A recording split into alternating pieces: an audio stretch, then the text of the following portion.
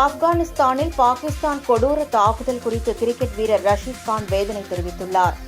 ஆப்கானிஸ்தான் தலைநகர் காபூலில் உள்ள ஒரு மருத்துவமனை மீது பாகிஸ்தான் நடத்திய வான்வழி தாக்குதலில் 400 பேர் கொல்லப்பட்டதாகவும் சுமார் 250 பேர் காயமடைந்ததாகவும் செய்திகள் வெளியானது. பாகிஸ்தான் நடத்திய வான்வழி தாக்குதலில் மருத்துவமனையின் பெரும் பகுதி அழிக்கப்பட்டதாகவும் மீட்புப் பணிகள் நடைபெற்று வருவதால் உயிரிழப்புகள் அதிகரிக்கக்கூடும் என்றும் தாலிபான் அரசு தெரிவித்துள்ளது. பாகிஸ்தானின் இந்த கொடூர தாக்குதலுக்கு ஆப்கானிஸ்தான் கிரிக்கெட் வீரர் ரஷீத் கான் கண்டனமும் வேதனையும் தெரிவித்துள்ளார். இது தொடர்பாக அவர் எக்ஸ் தளத்தில் வெளியிட்டுள்ள பதிவில், இந்த கொடூரமான செயலை முழுமையாக விசாரித்து அதற்கு காரணமானவர்களை பொறுப்பேற்கச் செய்யுமாறு ஐக்கிய நாடுகள் சபை மற்றும் பிற மனித உரிமைகள் அமைப்புகளை கேட்டுக்கொள்வதாக கூறியுள்ளார்.